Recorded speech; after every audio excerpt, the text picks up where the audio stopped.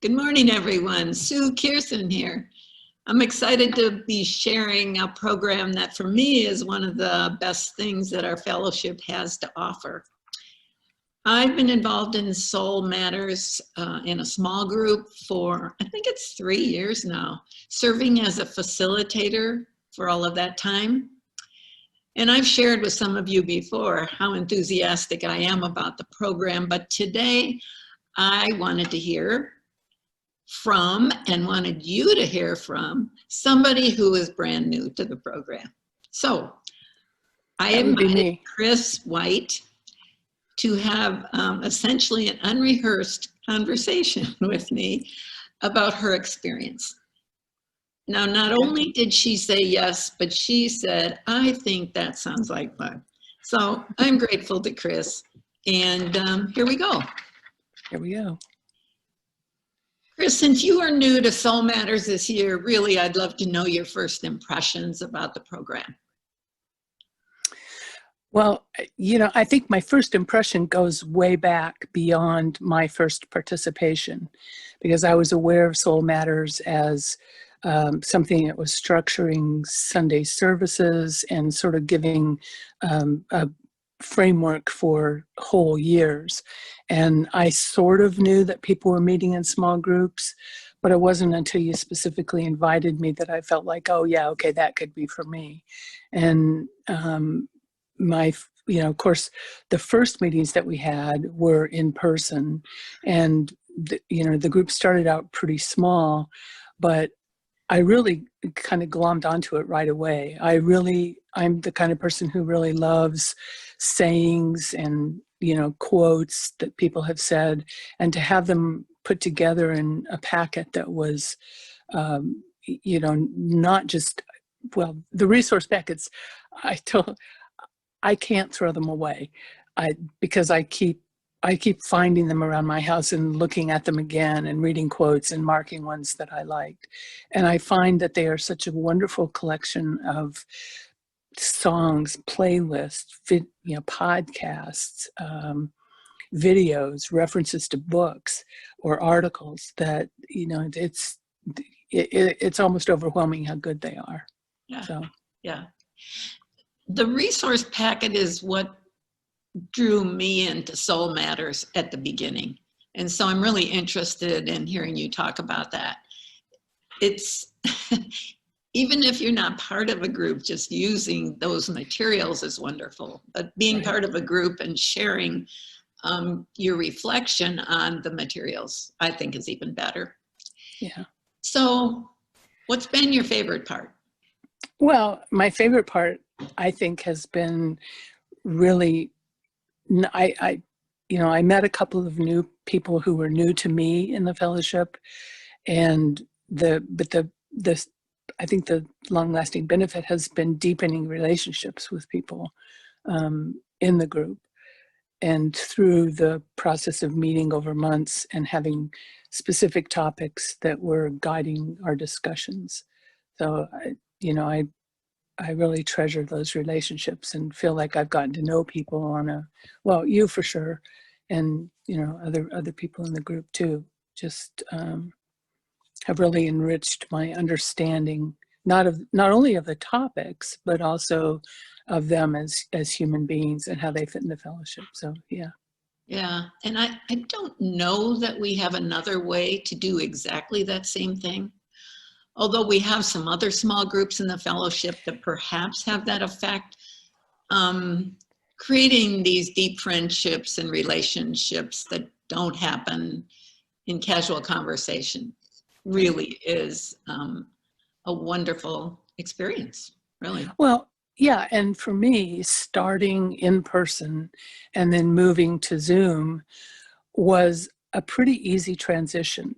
First of all, I had enormous anxiety at the beginning of the quarantine, and it was soothing to have that continuity of moving from in-person to a Zoom meeting where I still felt connected and felt like the relationships were still viable. So that meant a lot to me. Chris, from the very beginning, I saw you as the perfect candidate for Soul Matters small group because of the way you naturally relate to the kind of materials that we have. But can you imagine other kinds of people doing this?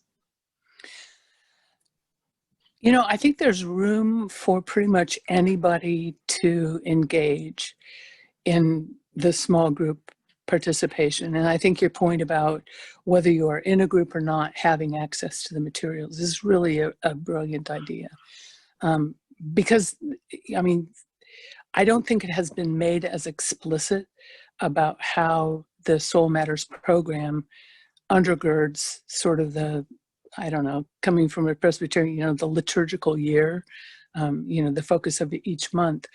I think for people who, I mean, I love to read, I love to stream stuff online, but I think anybody who's interested in kind of exploring what I think have been really meaty, you know, worthwhile topics on any level could find an entry.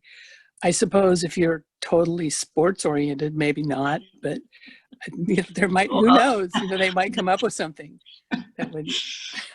Yeah, because each month our packet offers us 5 or 6 choices of spiritual exercises and 10 or 12 questions that we prepare in advance in the sense of living with them. And the range is so wide that it's hard to imagine that even a sports fiend wouldn't find something to. That's true. Or, you know, that everybody would find something in there for them. I know that you have mentioned to me when one of your favorite sessions was on thresholds. Yeah, boy, it was unexpected. When I got the packet, I thought thresholds, oh, it's kind of weird, but I found it to be really, you know, I have it right here. It's one that I've looked at a number of times because it seems like that was one that provided me the most insights into the concept. You know, some of the others like liberation and empathy were important, but the idea about, you know, one of the questions was, were you a child that loved to visit dark attics and basements, or were you the kid who do anything to avoid it? How about today? Do the attics and basements of your life lure you or scare you? And I'm like, that's a really good question. And, you know, questions like that caused me, and I picked that one at random, friends. They caused me to reflect on things in my life in a new way. And that was consistently throughout, but I think thresholds was what, because I did not get it. I had to read the packet a couple of times before I was like, oh, I see what we're doing here. But yeah, it's, you know, and one of the things you said a minute ago about, you know, being that people would live with this or be prepared, spend some time with the packet. That's the thing that I have the most kind of approach avoidance with, because I feel like I'm not doing it well enough. But I know that, you know, as the month goes through, I mean, I always spend time with the packet when I first get it. And then I sort of, it isn't like I forget about it, but I don't touch it that much. And then kind of in the week before, the four or 5 days before, I tend to spend more time with it and feel like, you know, that's when I'll go and listen to songs. And, you know, the multimedia aspect of it, I think, has been really wonderful. I don't know. Mm-hmm. I would say what you just described is the perfect preparation. And in fact, it might be more than some people do. I don't like that part to be intimidating. We do expect people to engage with the material in some way for at least a few days in advance of coming. That makes the program way more valuable to them and to the whole group. Well, and, you know, one of the questions that I kind of have for you is like, what's in it for you as a facilitator? How much work do you put into it? Is it different from just being a participant? Because I felt like once you got things moving and you were really very gracious about sort of keeping us on topic and moving from one kind of section of the time together well, but I always felt like you had spent time with it. I mean, how does that fit with your experience? I think a facilitator always feels obligated to come prepared, but I think my preparation was probably along the same lines as the rest of the people in the group. Some months it was more, some months it was less. This small group material makes it easy to be a leader because we have everything given to us, the format, the references. And so a facilitator just makes sure that the group knows when we're going to meet and keeps things moving along. And I tried to be in touch with people maybe a couple times in a month, but a facilitator for a small group in Soul Matters is, I think, a lot like being a participant. And so that's the fun of it too. Well, and as a participant, I never felt like you were like on a pedestal and we were coming up with the answers. I felt like you were fully participating in the group, which I thought was really lovely. Yeah. It wasn't like a class. No, it wasn't a class. No.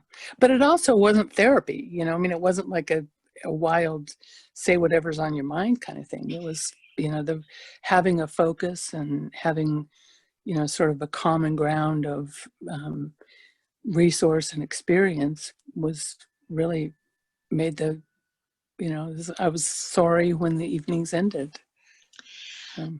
Well, we haven't really talked about this term deep listening, but that is basic to the Soul Matters small group, is to learn deep listening, give each person a chance to speak uninterrupted. And then when everyone has had a chance to speak, we are able to respond to what was said. And listening without responding or listening without having a conversation as we went along, I think is one of the hardest things to learn and well worth the practice.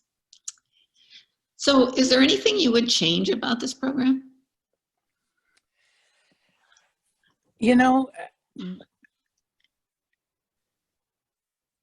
I can't think of anything.